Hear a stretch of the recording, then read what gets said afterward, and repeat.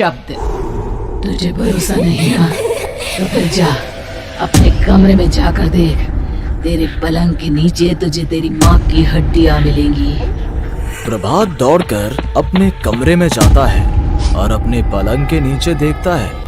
वहां पर सचमुच एक कंकाल पड़ा हुआ था और उसके शरीर पर जो कपड़े थे वो प्रभात की माँ के थे। क्या बात है, आज तो आप सुबह से ही बहुत बिजी हैं। ऐसा क्या लिख रहे हैं? बस एक फैमिली की कहानी लिख रहा था।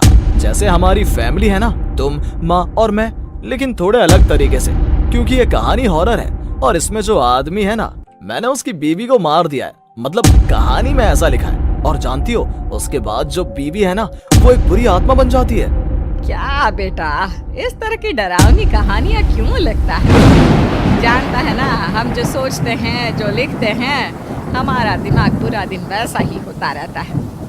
माँ, परेशान होने वाली क्या बात है? राइटर हूँ मैं, मेरा तो काम है कहानियाँ लिखना। और वैसे भी ये सिर्फ एक कहानी है माँ, कोई सच नहीं है। उसके बाद कुछ दिन बीत जाते हैं। एक रात प्रभात को अपने ऑफिस से लौटने में देरी हो जाती है। रात के लगभग 12 बजे हुए थे। प्रभात जैसे ही अपने घर पहुंचता है, उसने देखा कि उसकी पत्नी दुर्गा डाइनिंग टेबल पर उसका इंतजार कर रही है। आ गए आप?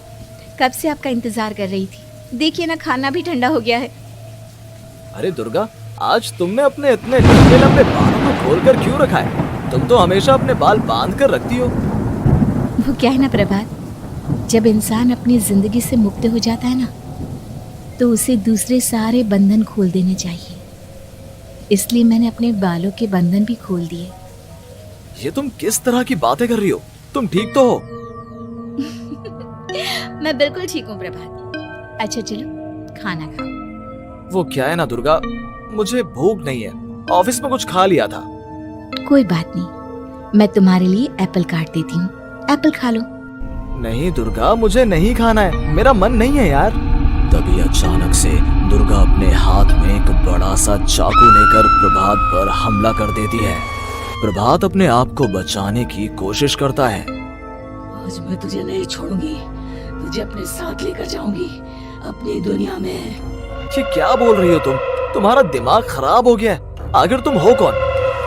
दुर्गा अपनी गर्दन टेढ़ी करते हुए बोलती है। मैं दुर्गा हूँ, तुम्हारी पत्नी। ध्यान से देखो मेरी आंखों में। प्रभात बुरी तरह से डर जाता है और घबराहट में वो चाकू अपनी पत्नी के पेट में मार देता है। उसकी पत्नी की वहीं के वहीं मौत हो जाती है और उसकी चीख की आवाज सुनकर उर्मिला दौड़ते हुए बाहर आती है। ये तूने क्या किया प्रभात? तुमने अपनी पत्नी का खून कर दिया। लेकिन तू तो उसे बहुत प्यार करता था बेटा। तूने बहू को क्यों मार डाला? माँ, ये आपकी बहू नहीं थी, इसके अंदर कोई बुरी आत्मा घुसाई थी। मैं नहीं जानता ये सब कैसे हो गया, लेकिन वो मुझ पर हमला कर रही थी, मुझे मारने की कोशिश कर रही थी। माँ, मैंने कुछ नहीं किया। ये तूने क्या कर दिया बेटा? दुर्गा ने मुझे कहा था कि वो तेरी कहानी को उस कैरेक्टर की तरह एक्टिंग करके तुझे डराने की कोशिश करेगी। अरे वो तो तेरे साथ मजाक कर रही थी। हे भगवान, ये क्या हो गया? इसका मतलब दुर्गा। लेकिन माँ, मैंने जो कहानी लिखी थी उसमें भी ऐसा ही हुआ था। उस औरत ने अपने पति के साथ मजाक किया और गलती से उसके पति ने उसके पेट में चाकू मार दिया। मेरी कहानी सच कैसे हो सकती है? माँ, मुझे बहुत डर लग रहा है। अब ये सोच, दुर्गा की लाश का क्या करें हम? अगर गलती से भी ये बात बाहर फैल गई ना, तो तुझे पूरी जिंदगी जेल की सलाखों के पीछे रहना पड़ेगा। एक काम करते हैं माँ, हम घर के पीछे वाले बगीचे में उसकी लाश को दबा देते हैं। अगर कोई पूछेगा तो कह देंगे कि उर्मिला अपने मायके गई और फिर एक दिन हम भी अचानक यहाँ से कहीं दूर चले जाएंगे। कोई नहीं आएगा हमें पूछने, कोई नहीं आएगा माँ। बाद में जो होगा हम देख लेंगे। प्रभात अपनी माँ उर्मिला की मदद से दुर्गा की लाश को अपने घर के बगीचे में गाड़ देता है। कुछ दिन तो ऐसे ही बीत जाते हैं, लेकिन एक दिन अचानक रसोई से आ रही कुछ आवाजें सुनकर प्रभात की नींद खुलती है। प्रभात ने देखा कि वहां पर एक लंबे बालों वाली औरत दूसरी तरफ चेहरा करके खड़ी हुई थी। कौन है? कौन है वहां पर? अरे कौन हो तुम? मैं दुर्गा हूँ प्रभात। क्या हुआ? मुझसे इस तरह के सवाल क्यों कर रहे हो? तुम तुम दुर्गा नहीं हो सकती। दुर्गा तो प्रभात, मैं तुम्हारी पत्नी हूँ, तुम मुझे कैसे भूल सकते हो? 4 दिन के लिए मायके क्या चली गई, तुम तो मुझे भूल ही गए। अब अगली बार ना मैं कहीं नहीं जाऊंगी। पता चला तुमने तो मुझे पहचानने से ही इनकार कर दिया। नहीं, तुम दुर्गा नहीं हो सकती। तुम दुर्गा हो ही नहीं सकती। मैं जानता हूँ ये सब क्या हो रहा है। मैंने अपनी कहानी में लिखा था कि उस आदमी की पत्नी की मौत के बाद एक बुरी आत्मा उसका रूप लेकर उसके घर में आ जाती है। तुम वही हो ना? और अचानक से खूबसूरत दुर्गा का चेहरा काला पड़ जाता है। उसकी आंखें लाल हो जाती हैं और पूरे शरीर पर बाल, लंबे नुकीले नाखून, उसके दोनों पैर उल्टे हो जाते हैं और बेहद डरावनी आवाज में वो चिल्लाकर कहती है, मेरा खून करके मुझे अपने ही घर में गाड़ कर तू मुझे बुरी आत्मा कह रहा है। मैं तुझे छोड़ूंगी नहीं। और अचानक से प्रभात के घर में डरावनी आवाजें गूंजने लगती हैं। घर में चारों तरफ बहुत सारी बुरी आत्माएं नजर आने लगती हैं।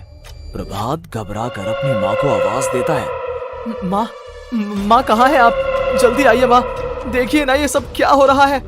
प्रभात ने देखा कि अचानक से उसकी माँ कमरे से दौड़ कर आती है। क्या हुआ प्रभात? और ये लोग कौन है? इन सब के घर में टेढ़ी क्यों? इनके बाल खुले हुए। प्रभात, ये सब लोग तो मुझे मरे हुए नजर आ रहे हैं। हाँ माँ, ये सब लोग मरे हुए ही हैं और ये ठीक वैसा ही हो रहा है जैसा मेरी कहानी में हुआ था।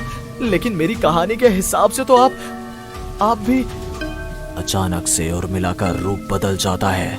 वो भी एक डरावनी साए की तरह बन जाती है और बेहद डरावनी आवाज में चिल्ला चिल्ला कर कहती है, मर गई तेरी माँ। जानता है, कल रात जब तू सो रहा था ना, तो मैंने उसके शरीर का सारा खून पी लिया। अब बस हड्डियां बची है उसके शरीर में। नहीं, ऐसा नहीं हो सकता। ऐसा बिल्कुल नहीं हो सकता। मेरी माँ नहीं मर सकती। तुझे भरोसा नहीं ना, तो फिर जा अपने कमरे में जाकर देख। तेरे पलंग के नीचे तुझे तेरी माँ की हड्डियां मिलेंगी। प्रभात दौड़कर अपने कमरे में जाता है और अपने पलंग के नीचे देखता है।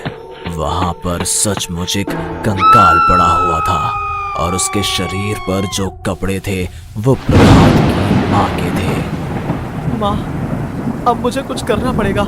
लेकिन मेरी कहानी में लिखा था कि माँ की मौत मेरे हाथों से होगी, पर माँ तो पहले ही मर चुकी है और वो बुरी आत्मा मुझे भी मार देगी। नहीं नहीं, इससे पहले कि वो मुझे कुछ करे, मुझे उसका काम खत्म करना होगा। प्रभात अपने हाथ में बड़ा सा चाकू लेकर उस बुरी आत्मा पर हमला कर देता है जिसने प्रभात की माँ का रूप लिया हुआ था। और अगले ही पल वो नीचे गिर जाती है और उसके शरीर से खून बहने लगता है। ऐसा नहीं हो सकता। एक बुरी आत्मा के शरीर में तो खून होता ही नहीं है। तो क्या सच में मैंने अपनी माँ को मार दिया? लेकिन अभी कुछ देर पहले तो फिर वो कंकाल किसका है? और ये कौन है? मैं पागल हो जाऊंगा। और अपनी माँ की लाश, इसका मैं क्या करूं? लोग पूछेंगे तो मैं क्या जवाब दूंगा? तब वहां पर दुर्गा का रूप लेकर जो आत्मा थी उसने प्रभात से कहा, गाड़ दे अपनी माँ को ले जाकर उसी जगह जहाँ तूने मेरा खून करके मुझे गाड़ दिया था। चला जा। घबराया हुआ प्रभात पागलों की तरह अपनी माँ की लाश को लेकर बगीचे में गाड़ देता है। प्रभात की हालत पागल जैसी हो जाती है। वो अपने आप को अपने घर में बंद कर लेता है। कहानी के हिसाब से तो आगे ये हुआ था कि कहानी लिखने वाले ने उन बुरी आत्माओं से डरकर आत्महत्या कर ली थी। तो क्या मैं भी मर जाऊंगा? क्या मैं भी आत्महत्या कर लूंगा?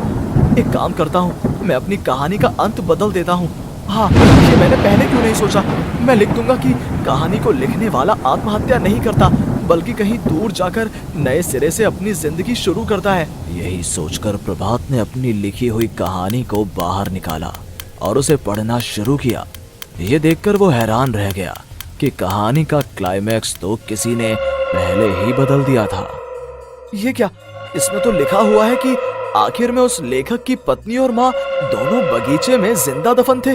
बुरी आत्माओं ने उनको कैद करके रखा था और वो लेखक अपनी माँ और पत्नी दोनों को जिंदा बाहर निकाल लेता है। लेकिन ये सब लिख किसने दिया? प्रभात दौड़कर बगीचे में जाता है और वहां पर खुदाई करना शुरू कर देता है। प्रभात देखता है कि वहां पर लकड़ी के 2 बड़े संदूक हैं और उनके अंदर से आवाजें आ रही हैं। प्रभात बचा लो मुझे, अगर थोड़ी देर और होगी तो वो मुझे छोड़ेगी नहीं। बेटा देखो, मैं इस बक्से के अंदर बंद हूँ, प्लीज मुझे बाहर निकालो, वो बुरी आत्मा किसी भी वक्त मुझे मार डालेगी। प्रभात वो दोनों बक्से बाहर निकालता है और अपनी पत्नी और माँ दोनों को आजाद करवा लेता है। लेकिन तभी वहां पर अचानक से एक बेहद डरावनी और खौफनाक दिखने वाली औरत आ जाती है।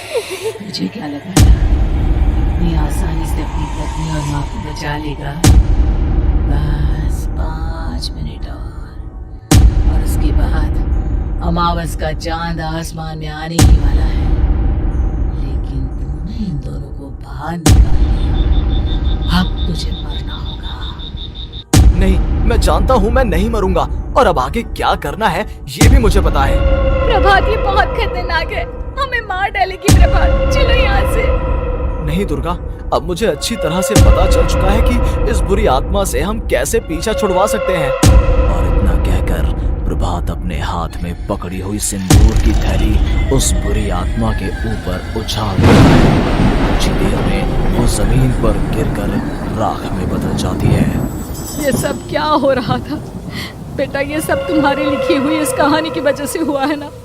नहीं माँ, पहले मुझे भी ऐसा ही लगा, लेकिन बाद में पता चला कि बरसों पहले हमारे इस बगीचे की जमीन के अंदर किसी को जिंदा गाड़ दिया गया था और बस उसी औरत की आत्मा हमें परेशान कर रही थी। उसी ने मेरे शब्दों में जान डालकर उस कहानी को जिंदा कर दिया था। मुझे माफ कर दो प्रभात, मैंने आपकी कहानी के साथ छेड़छाड़ की थी और उसे बदल दिया था। माफी मांगने की जरूरत नहीं है दुर्गा, तुम्हारे उस बदलाव की वजह से ही आज हम सब जिंदा हैं, क्योंकि आखिर में कहानी में वो हुआ जो तुमने लिखा था।